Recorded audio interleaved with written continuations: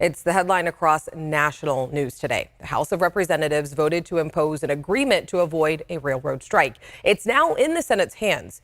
And you know, Sacramento is a railroad town through and through. If railroad workers take to the picket line later this month, there could be a lot to lose.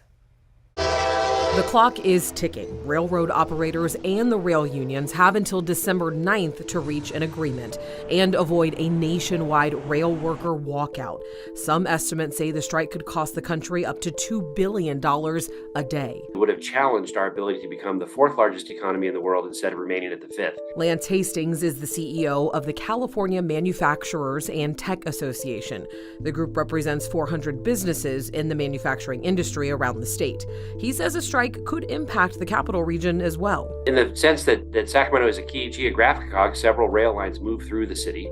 Lots of goods and services going north and south, and in fact, east and west. Rail workers are calling on their companies for better benefits, particularly more paid time off, better wages, and a cap on health insurance premiums. If this all sounds familiar, that's probably because it is. Earlier this fall, rail workers were threatening to strike, leading the White House to help broker a deal that 4 of the largest unions have now rejected by votes among their members. In that deal, workers would only get a single additional day of paid leave.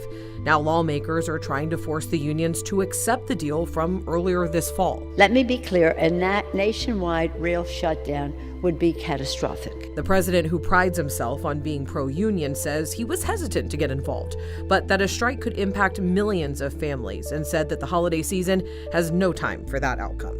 Experts don't agree at all. So from a holiday perspective, I don't think there'd be much of an impact. That's because holiday gifts are already in warehouses and sitting on shelves, but the impacts of a strike would be felt right away. It would be relatively immediate, and with goods not moving around where they need to be moving. Everything is so much based on just-in-time delivery right now that any hiccup in the value chain is really going to be felt fairly quickly. And railroads are seen as critical infrastructure, which means that all labor disputes are governed by federal law dating back to the 1920s. Congress hasn't stepped in to prevent a rail strike in more than 30 years.